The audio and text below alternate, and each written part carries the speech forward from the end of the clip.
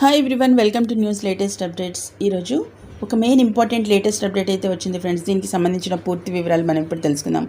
ముఖ్యంగా మహిళలకైతే షాక్, చుక్కలు చూపిస్తున్న బంగారం ధర ఇక మళ్ళీ భారీగా అయితే జంప్ అయింది. ఈ లేటెస్ట్ రేట్లు ఏంటో మనం ఇప్పుడు తెలుసుకుందాం. ముఖ్యంగా బంగారం కొనాలనుకునే వారికి అయితే షాక్ల మీద షాక్లు అయితే తగులుతున్నాయి. కొనేందుకు అందుబాటులోనే లేకుండా ధరలు అయితే పెరుగుతూ ఉన్నాయి.